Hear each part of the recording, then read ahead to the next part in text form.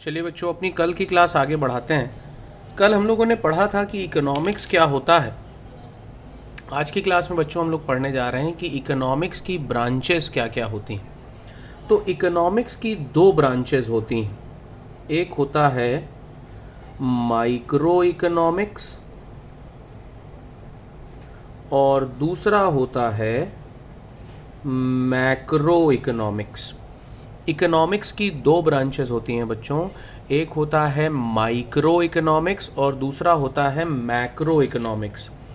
जैसा कि हमने आप लोगों को बताया था कि पहले, आज से 4 साल पहले, माइक्रो इकोनॉमिक्स और मैक्रो इकोनॉमिक्स दोनों क्लास 12th में पढ़े जाते थे। माइक्रो इकोनॉमिक्स और मैक्रो इकोनॉमिक्स दोनों क्लास 12th में पढ़े जाते थे, क्योंकि माइक्रो और मैक्रो इकोनॉमिक्स दोनों एक दूसरे पर डिपेंडेंट हैं। यानी कि माइक्रो इकोनॉमिक्स जिस बच्चे को समझ में आएगा उसी बच्चे को मैक्रो इकोनॉमिक्स भी समझ में आएगा। जिस बच्चे को माइक्रो इकोनॉमिक्स समझ में नहीं आएगा उस बच्चे को मैक्रो भी समझ में नहीं आएगा। हमने कल आप लोगों को बताया भी था कि कई बच्चे इस साल जो 12th में नए आए हैं, जो पिछले साल कोचिंग नहीं पढ़ रहे थे, उनको माइक्रो इकोनॉमिक्स, क्योंकि अब 11th में शिफ्ट हो गया है तो इसकी नॉलेज उनको है नहीं, और इस वजह से जब हम मैक्रो इकोनॉमिक्स पढ़ाते हैं तो उनको समझ में नहीं आता। तो ये बात हम लोगों को समझनी है बच्चों कि इकोनॉमिक्स की दो ब्रांचेस होती हैं। हम दोनों ब्रांचेस को अलग अलग डिस्कस करते हैं, बट डिटेल में हम लोग सिर्फ कौन सा पढ़ेंगे? Micro economics. क्यों? क्योंकि मैक्रो इकोनॉमिक्स आपको 12th क्लास में पढ़ना है और माइक्रो इकोनॉमिक्स सिर्फ 11th क्लास में पढ़ना है। हम दोनों के बारे में बताएंगे यहीं पर, लेकिन ज़्यादा डिटेल में हम लोग पढ़ेंगे जब हम लोग 12th में आएंगे मैक्रो इकोनॉमिक्स के बारे में। हाँ, माइक्रो के बारे में हम लोग डिटेल में पढ़ेंगे क्योंकि ये हमारा सब्जेक्ट भी है। तो सबसे पहले हम आप लोगों को माइक्रो इकोनॉमिक्स शब्द की मीनिंग समझाने जा रहे हैं, फिर आप लोग को लिखाएंगे भी। माइक्रो इकोनॉमिक्स शब्द में सबसे पहले थोड़ा सा डिटेल समझते हैं। माइक्रो इकोनॉमिक्स का मतलब होता है study of economic problems. Study of economic problems. Micro economics में हम इकोनॉमिक प्रॉब्लम्स को स्टडी करते हैं, लेकिन at the level of individuals. जो बात हमने लिखाई उसको हम समझा भी रहे हैं, परेशान मत होइएगा। दो चीज़ें यहाँ पर हैं, एक है इकोनॉमिक प्रॉब्लम और एक है इंडिविजुअल्स। इन दोनों शब्दों का मतलब समझना ज़रूरी है। इकोनॉमिक प्रॉब्लम तो हमने कल ही आप लोगों को बताया था। हाँ, इस नाम से नहीं बताया था, लेकिन इकोनॉमिक प्रॉब्लम हमने कल आप लोगों को बताया था। बच्चों, इकोनॉमिक प्रॉब्लम का मतलब होता है problem of choice. Economic problem का मतलब है प्रॉब्लम ऑफ चॉइस। कल हमने बताया था हमें चुनना पड़ता है। चुनना क्यों पड़ता है? क्योंकि रिसोर्सेज जो हैं वो लिमिटेड हैं। हमारे पास अपनी इच्छाओं को पूरा करने के लिए जो संसाधन है वो क्या है? लिमिटेड है। और इसके लिए हमने कल एक शब्द भी आप लोगों को लिखाया था, स्केर्सिटी। इकोनॉमिक प्रॉब्लम का मतलब है problem of choice. Problem of choice क्यों होती है? क्योंकि हम किस चीज़ का सामना कर रहे हैं? स्केर्सिटी। हमारे संसाधन क्या हैं? सीमित हैं। ठीक बात है। अच्छा, इंडिविजुअल्स का मतलब होता है, इंडिविजुअल शब्द का मतलब है कंज्यूमर या प्रोड्यूसर। समझ रहे हैं आप लोग? इंडिविजुअल मतलब एक वर्ग समाज का, सोसाइटी का कोई एक हिस्सा, उसे हम इंडिविजुअल कहते हैं, और इंडिविजुअल को ही माइक्रो कहा जाता है। तो जब हम कंज्यूमर की, प्रोड्यूसर की, या किसी, या इसमें मार्केट भी आ जाएगा, मार्केट। तो जब हम कंज्यूमर की, प्रोड्यूसर की, या किसी मार्केट की, जब कंज्यूमर की, प्रोड्यूसर की, या किसी मार्केट की इकोनॉमिक प्रॉब्लम्स को स्टडी करते हैं, या जब हम इकोनॉमिक प्रॉब्लम्स को स्टडी करते हैं इंडिविजुअल्स की, तो ऐसी इकोनॉमिक्स को हम माइक्रो इकोनॉमिक्स कहते हैं। Micro economics is the study of economic problems at the level of individuals. Micro economics के अंतर्गत हम इकोनॉमिक प्रॉब्लम्स को समझते पढ़ते हैं इंडिविजुअल्स की। इंडिविजुअल्स कौन कौन है? कोई एक समाज का वर्ग, चाहे वो कंज्यूमर हो सकता है, चाहे वो प्रोड्यूसर हो सकता है, और चाहे वो मार्केट हो सकती है। इकोनॉमिक प्रॉब्लम क्या है, हमें चुनना पड़ता है, हमारे पास रिसोर्सेज बहुत लिमिटेड हैं। अगर रिसोर्सेज लिमिटेड हैं तो हम कौन सी प्रॉब्लम फेस कर रहे हैं, स्केर्सिटी। स्केर्सिटी का मतलब हम चाहते तो बहुत हैं, डिमांड हमारी बहुत है, लेकिन उसको पूरा करने के लिए हमारे पास सप्लाई बहुत ही कम है। तो micro economics is the study of economic problems at the level of individuals. कोई पूछे इकोनॉमिक प्रॉब्लम क्या है भाई, तो बोलोगे इकोनॉमिक प्रॉब्लम का मतलब प्रॉब्लम ऑफ चॉइस, जो किस कारण से होती है, स्केर्सिटी के कारण से होती है। इंडिविजुअल्स कौन है जिनकी इकोनॉमिक प्रॉब्लम हम पढ़ने जा रहे हैं, कंज्यूमर, प्रोड्यूसर। इंडिविजुअल मतलब कोई एक, इंडिविजुअल मतलब कि एक इंडिविजुअल आइडेंटिटी, पहचान। वो कंज्यूमर्स हो सकते हैं, प्रोड्यूसर्स हो सकते हैं, मार्केट भी हो सकती है अपनी को। अच्छा, ये तो हो गया माइक्रो इकोनॉमिक्स समझाने का पोर्शन। जो हम समझाते हैं वो भी आप लिख सकते हो अपने वर्ड्स में, या जो हम लिख रहे हैं वो भी। माइक्रो इकोनॉमिक्स में डैश लगा करके आप सब लोग लिखिए, माइक्रो मीन्स स्मॉल। ये बात भी बहुत ज़रूरी है आपके लिए जानना। ये जो माइक्रो शब्द है, माइक्रो शब्द का मतलब होता है स्मॉल, कुछ लोग। स्मॉल मतलब यहाँ छोटा नहीं है, स्मॉल मतलब कुछ लोग, चाहे कंज्यूमर हो, चाहे प्रोड्यूसर हो, चाहे मार्केट हो, सब लोग नहीं इंक्लूड होंगे एक साथ। या तो कंज्यूमर, या तो प्रोड्यूसर, और या तो मार्केट, सब लोग नहीं इंक्लूड किए जाएंगे एक बार में। जब हम सिर्फ किसी एक को ही इंक्लूड करें, या कंज्यूमर, या प्रोड्यूसर, या मार्केट, तो वो बन जाएगा माइक्रो या स्मॉल। लिखिएगा, micro means small, full stop. Micro economics studies, micro economics studies the economic behaviour, the economic behavior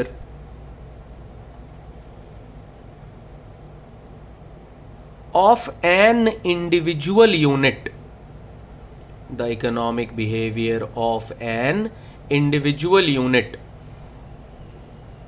economic behavior of an individual unit। सिर्फ एक इंडिविजुअल यूनिट के इकोनॉमिक बिहेवियर को खरीदेंगे। जैसे कंज्यूमर ने 100 रुपए किलो का, 100 रुपए लीटर का 1 लीटर पेट्रोल डलाया, तो ये क्या हो गया, माइक्रो इकोनॉमिक्स। प्रोड्यूसर ने 100 यूनिट रॉ मटेरियल की खरीदी, ये क्या हो गया, माइक्रो इकोनॉमिक्स। बाजार में 100 किलो गेहूं खरीदा या बेचा गया, ये क्या हो गया, माइक्रो। हम सबके बारे में एक साथ बात नहीं कर रहे हैं, हम एक बार में एक व्यक्ति के बारे में ही बात कर रहे हैं। हम इकोनॉमिक बिहेवियर स्टडी कर रहे हैं, लेकिन सबका नहीं स्टडी करना है, सिर्फ एक का स्टडी कर रहे हैं।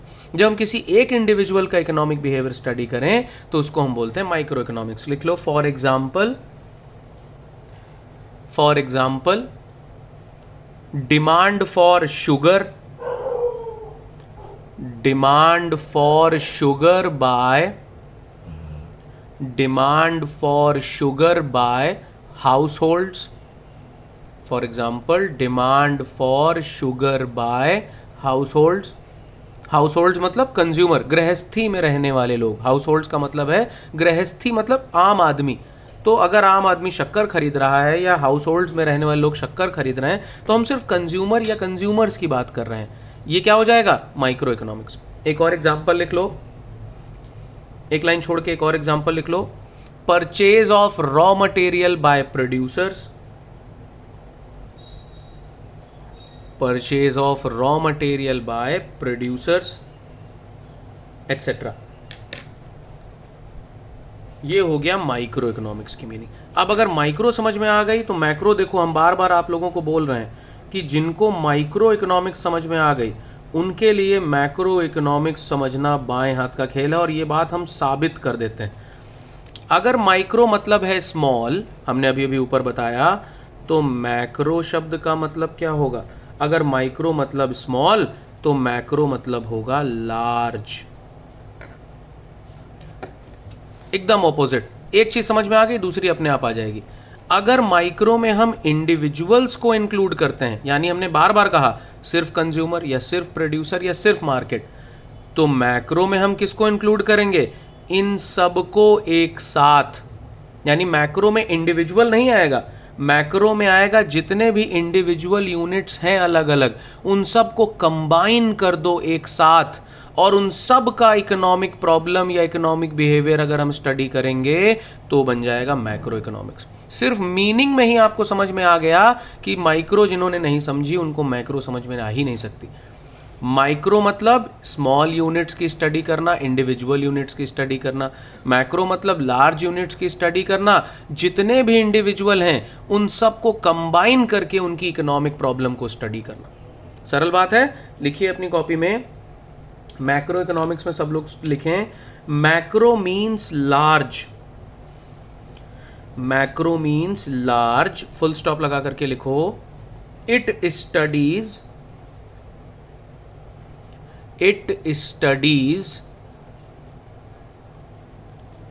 Economic activities, it studies economic activities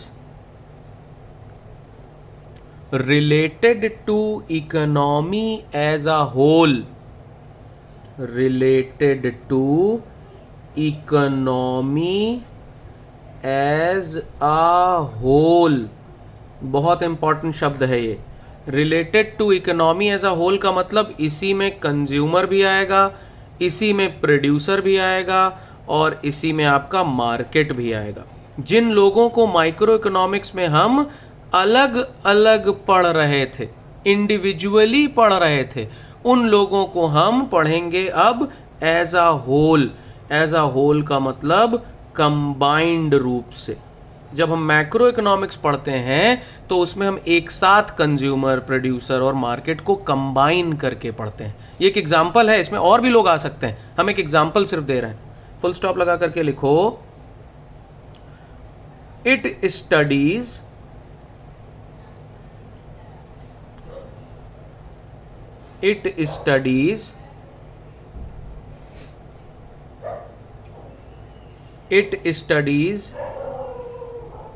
all the economic activities in the economy। It studies all the economic activities in the economy। ये स्टडी करता है देश में होने वाली सभी इकोनॉमिक एक्टिविटीज़ को। सिर्फ एक इकोनॉमिक एक्टिविटी पे फोकस नहीं करता जो कि माइक्रो करता था। मैक्रो सभी इकोनॉमिक एक्टिविटीज़ पर एक बार में फोकस करता है। ठीक है, तो यहीं से आप लोगों को आज हम एक होमवर्क दे रहे हैं। कल हमने कोई होमवर्क नहीं दिया था, आज दे रहे हैं। आप लोगों को कोई 2 डिफरेंस लिख के दिखाने हैं।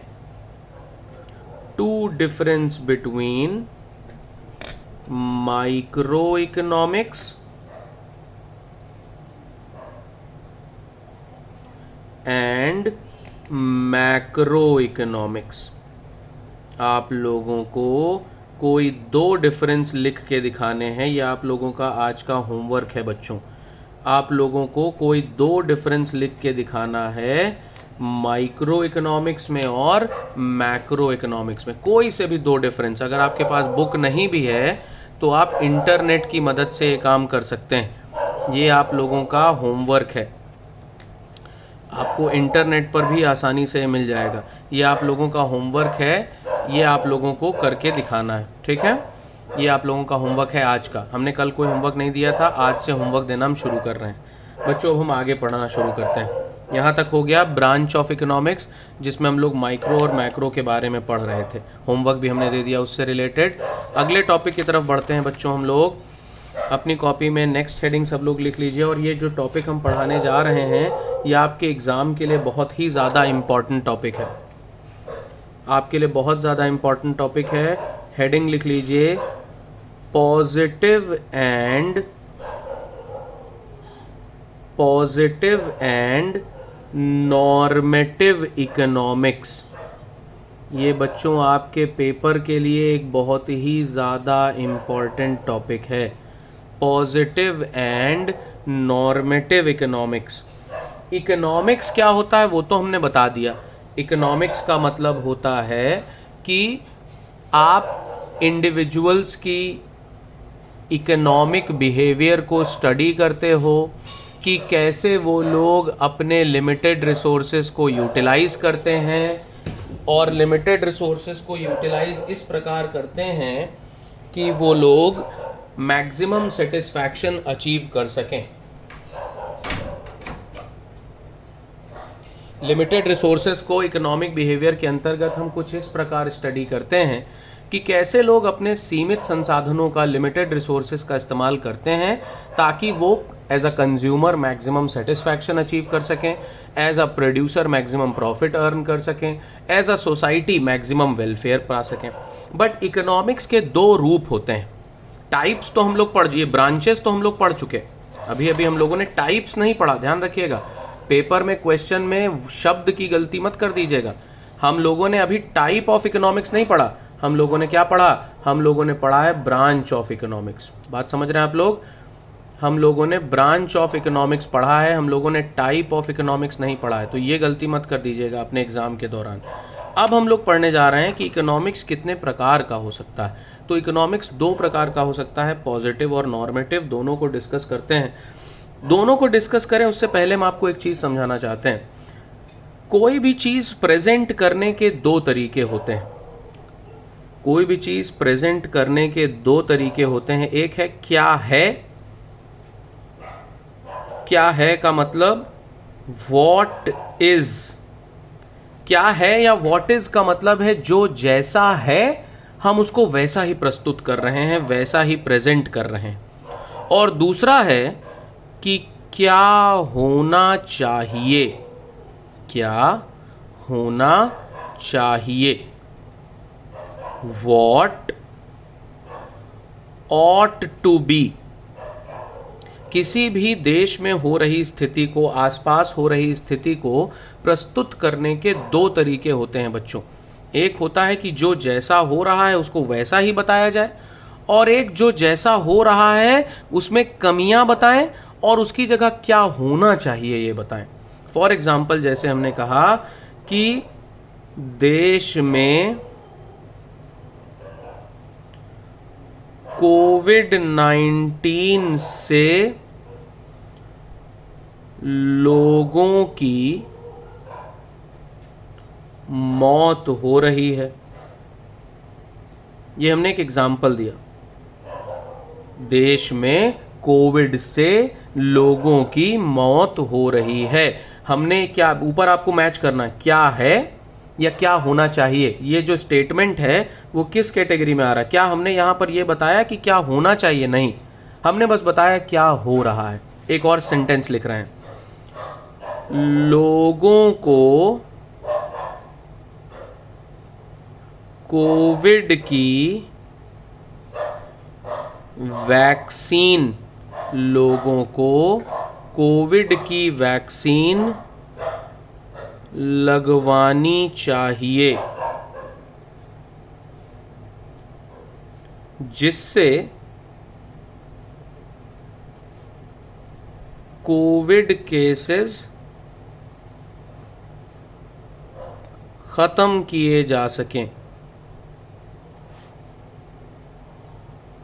जिससे कोविड केसेस खत्म किए जा सकें। बच्चों दो स्टेटमेंट हमने लिखे अभी अभी, ध्यान से देखिएगा।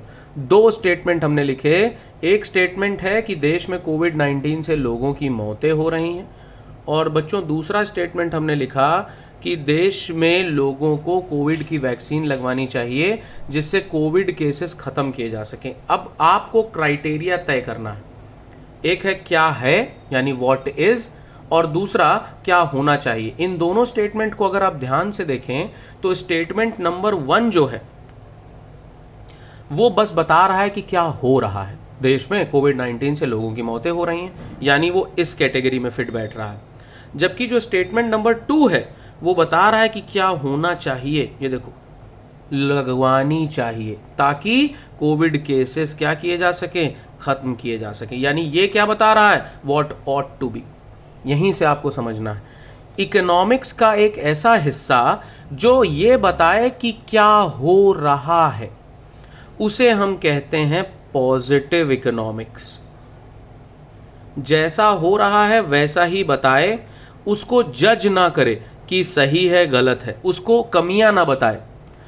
और एक ऐसा इकोनॉमिक्स का हिस्सा जो बताए क्या होना चाहिए, उस इकोनॉमिक्स के हिस्से को हम कहते हैं नॉर्मेटिव इकोनॉमिक्स। ये क्या हो रहा है उसमें कमियां निकालता है और उसकी जगह क्या होना चाहिए ये भी बताता है। ध्यान रखिएगा। तो पॉजिटिव इकोनॉमिक्स इकोनॉमिक्स की ऐसी ब्रांच को कहते हैं, इकोनॉमिक्स के ऐसे स्टेटमेंट्स को कहते हैं जो कुछ भी एनालाइज नहीं करता, जो किसी भी चीज की कमियां नहीं बताता, जो किसी भी चीज को जज नहीं करता, जैसा हो रहा है वैसा बता रहा है। लोगों की मौत हो रही है, यानी ये कौन सा इकोनॉमिक्स हो गया? पॉजिटिव इकोनॉमिक्स हो गया। और ऐसी ब्रांच जो बताए कि क्या होना चाहिए, ऐसा जो हो रहा है वो ना बताए, जो हो रहा है वो तो ऊपर पॉजिटिव इकोनॉमिक्स हो गया। एक ऐसा स्टेटमेंट जो बताए क्या होना चाहिए, उस स्टेटमेंट को हम बोलते हैं नॉर्मेटिव इकोनॉमिक्स। हम उम्मीद कर रहे हैं आपको समझ में आ गया। ये लाइन आप पेपर में यूज कर सकते हो। What is positive economics, what ought to be normative economics. अपनी कॉपी में लिखिए। सबसे पहले हम पॉजिटिव इकोनॉमिक्स बता रहे हैं। Positive economics deals with positive economics deals with positive economics deals with economic behavior related to economic behavior related to past, present और future। past कॉमा प्रेजेंट और फ्यूचर। जरूरी नहीं कि जो हो रहा है वही बताया जाए, जो हो चुका है वो भी बताया जा सकता है, जो होने वाला है वो भी बताया जा सकता है। जैसे हमने जो एग्जांपल लिया वो प्रेजेंट का था, कोविड-19 से लोगों की मौतें हो रही। हम ये भी बोल सकते थे भारत में कई लोगों की जान मलेरिया से हो जाती थी। ये भी क्या होगा? पॉजिटिव इकोनॉमिक्स, क्योंकि हम क्या बता रहे हैं? What is. हम फ्यूचर के लिए भी बोल सकते थे भारत में कोविड की थर्ड वेव आने वाली है। अभी भी हम ये नहीं बता रहे क्या होना चाहिए, हम बस बता रहे हैं क्या है, क्या था या क्या हो सकता है। हम उसको जज ना करें, हम एनालाइज ना करें, चाहे वो पास्ट का कोई घटनाक्रम हो, प्रेजेंट का कोई घटनाक्रम हो या फ्यूचर का कोई घटनाक्रम हो। जैसा है वैसा बता देना है, चाहे वो पास्ट हो, चाहे प्रेजेंट हो, चाहे फ्यूचर हो। फुल स्टॉप लगा करके लिखो। It deals with such economic situations. It deals with such economic situation which can be studied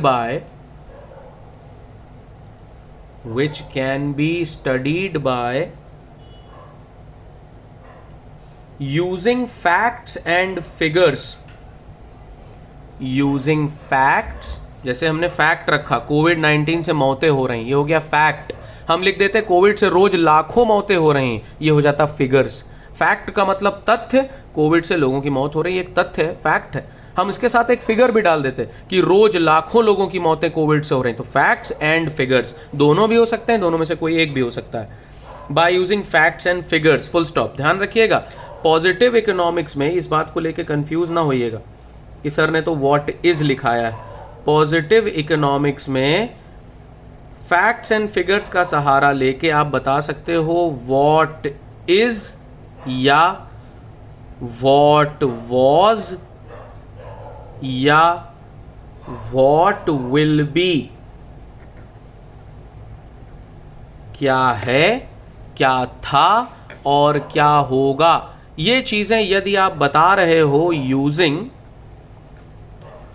facts and figures, ये बातें यदि आप बता रहे हो यूजिंग फैक्ट्स एंड फिगर्स, तो ऐसी इकोनॉमिक्स को हम क्या बोलेंगे बच्चों? पॉजिटिव इकोनॉमिक्स बोलेंगे। सरल है बिल्कुल पहचानना। जैसे भारत की जनसंख्या 150 करोड़ है, तो जनसंख्या के बारे में एक फैक्ट बताया और फिगर भी बताया। भारत की जनसंख्या आज से 50 साल पहले 50 करोड़ थी, भारत की जनसंख्या आज से 10 साल बाद 200 करोड़ हो जाएगी। तो व्हाट इज भी हमने बताया, व्हाट वॉज भी हमने बताया, व्हाट विल बी हमने बताया। ये एग्जाम्पल है, ध्यान रखिएगा। ऐसा कोई भी एग्जाम्पल आप खुद भी सोच सकते हो। नेक्स्ट पैराग्राफ में लिखिएगा एक लाइन छोड़ के, normative economics is the economics of, normative economics is the economics of what ought to be, what ought to be, क्या होना चाहिए। व्हाट ऑट टू बी को अंडरलाइन कर सकते हो या सिंगल इन्वर्टेड कॉमा में कर सकते हो। What ought to be, full stop. इन दोनों में से एक जगह ओपिनियन दिया जा रहा है कि क्या होना चाहिए। ओपिनियन मतलब विचार, यहां पर कोई ओपिनियन नहीं, जैसा है वैसा बता दिया। जब आप अपने ओपिनियंस को प्रस्तुत करो इकोनॉमिक्स के किसी स्टेटमेंट पे, तो वो नॉर्मेटिव इकोनॉमिक्स बन जाता है। फुल स्टॉप लगा करके लिखो, it deals with opinions, it deals with opinions, OPINIONS। Opinions को भी अंडरलाइन या सिंगल इन्वर्टेड कॉमा में लिख सकते हो। It deals with opinions, opinions मतलब विचार, आपके मन में क्या चल रहा है, आप अपनी इच्छाएं प्रस्तुत कर रहे हो। जैसे कुछ लोग कहते हैं कोविड वैक्सीन नहीं लगवानी चाहिए क्योंकि उसको लगवाने से कोविड हो जाता है। कुछ भाई मूर्ख लोगों की ये भी एक बातें आजकल है कि कोविड से आदमी मर नहीं रहा है, वो आदमी मर रहा है जो कोविड की वैक्सीन लगवा रहा है। तो ये भी लोगों के विचार हैं, इसलिए ये स्टेटमेंट भी कौन सा स्टेटमेंट कहलाएगा, नॉर्मेटिव इकोनॉमिक्स ही कहलाएगा। कुछ लोग ऐसे भी थे जो पिछली सेकेंड वेव से पहले कहते थे अरे कोविड ओविड कुछ नहीं होता, ये तो बस हल्का सर्दी जुकाम बुखार है, अपने आप ठीक हो जाता। ये भी उनका एक विचार था। ये क्या था, नॉर्मेटिव इकोनॉमिक्स। फुल स्टॉप लगा करके सब लोग लिखिए, sorry, it deals with opinions related to economic problems, related to economic problems, full stop। ठीक है बच्चों, ये हो गया positive and normative economics. Exams में आपके ये क्वेश्चन 3 मार्क्स के क्वेश्चन में आ सकता है। अगर 3 नंबर में नहीं आएगा तो सिर्फ पॉजिटिव इकोनॉमिक्स और सिर्फ नॉर्मेटिव इकोनॉमिक्स भी पूछा जा सकता है। ऐसी सिचुएशन में ये क्वेश्चन 1-1 नंबर का भी आ सकता है। पेपर में क्वेश्चन एक और तरीके से आ सकता है, पॉजिटिव और नॉर्मेटिव इकोनॉमिक्स का डिफरेंस बताइए। तो हमने आप लोगों को बताया ही है कैसे लिखना है। डिफरेंस में आप एग्जाम्पल भी यूज कर सकते हो। इसी से आज का होमवर्क एक और आप लोगों को हम देने जा रहे हैं। आप लोगों को देना है 3 examples each, 3 examples each of positive economics, 3 examples each of positive economics and normative economics. अपने आप से, ये आप नकल करके मत करिएगा। जहाँ पर हम नकल करना अलाउ करें वहाँ पे आप नकल कर लीजिए, लेकिन जहाँ पर हम नकल करना अलाउ ना करें, समझ लीजिए वहाँ पर हम जानना चाहते हैं कि आपने कितना सीखा। जैसे जो पिछला एग्जाम्पल हमने दिया था होमवर्क, वो हमने कहा था नकल कर लो, क्योंकि माइक्रो और मैक्रो इकोनॉमिक्स तो हम बता ही चुके हैं क्या होता है। अब अगर देख के लिख भी लोगे तो क्या, हमने तो ऊपर समझा ही दिया माइक्रो मैक्रो इकोनॉमिक्स क्या होता है। तो 2 डिफरेंस देख के लिख लो, कोई बात नहीं। लेकिन पॉजिटिव और नॉर्मेटिव इकोनॉमिक्स में हमने आपको मीनिंग समझाई है, एग्जाम्पल दिया है लेकिन लिखाया नहीं है। ये आपको खुद से सोचना है। तो ध्यान रखिएगा, आज का दूसरा होमवर्क है आप लोगों का कि आप लोगों को कोई 3 एग्जाम्पल लिखने हैं पॉजिटिव इकोनॉमिक्स के और कोई से भी 3 एग्जाम्पल लिखने हैं आप लोगों को नॉर्मेटिव इकोनॉमिक्स के। आप लोगों को पढ़ाई कैसी लग रही है ये भी हमें ग्रुप पे बताइए या मैसेज करके बताइए। आप पढ़ाई से सेटिस्फाइड हैं या नहीं ये भी आप ग्रुप पे बताइए, मैसेज करके बताइए। आपका सेटिस्फाई होना बहुत मायने रखता है मेरे लिए एज अ टीचर। पढ़ाई आपको समझ में आए। हम उन टीचरों में से नहीं हैं, इवन नारंग सर और हम दोनों, जो सिर्फ पैसों के लिए पढ़ाते हैं। हम इस तरीके के टीचर्स हैं कि हम चाहते हैं आप कुछ सीखो। आप हमारे पास आए हो तो आपको भविष्य क्या होगा वहाँ तक ले जाने की जिम्मेदारी हमारी है। हम उसमें अपना छोटा बड़ा कैसा भी योगदान देना चाहते हैं। हम रिक्वेस्ट करेंगे आप सब बच्चों से कि आप सब अपनी अपनी समस्याएं बेझिझक हमसे बताइए। एक फ्रेंडली एनवायरनमेंट क्लास का रहेगा तो पढ़ने में बहुत मज़ा आएगी बच्चों। अभी तो ऑनलाइन क्लास है, इससे भी ज़्यादा मज़ा आएगी जो हम लोग क्लासरूम स्टडीज़ में पढ़ेंगे। या अगर क्लासरूम स्टडीज़ की नौबत नहीं आई तो ऑनलाइन क्लास हम अपनी तरफ से पूरी कोशिश कर रहे हैं कि अच्छे से अच्छे तरीके से आपको नॉलेज दे सकें। हमारी तरफ से पढ़ाई में कोई कमी हो बच्चों तो बेझिझक बताइए, डरने की ज़रूरत कतई नहीं है। 1 मिनट के लिए भी मत डरिएगा कि ये सर से पूछेंगे तो सर गुस्सा ना हो जाए कि ये तो हमने 50 बार बताया फिर क्यों पूछ रहे हो। नहीं, आप पूछते जाओ जब तक आप क्लियर ना हो। हमेशा हर क्लास के पहले, जैसे आज भी हमने एक 5 मिनट की डाउट क्लास बनाई है, वैसे ही हर दिन हम एक डाउट क्लास बनाएंगे। अगर किसी दिन डाउट नहीं हुआ तो उस दिन डाउट क्लास नहीं बनाएंगे, लेकिन हम चाहेंगे कि आप बढ़ चढ़ के हमसे सवाल पूछो, हमें बहुत अच्छा लगता है। आपका सेटिस्फाई होना मेरे लिए बहुत ज़रूरी है बच्चों, ठीक है। तो अपना ख्याल रखिएगा सब बच्चे, खुश रहिए, घर में सेफ रहिए। टेक केयर बच्चों, बाय बाय।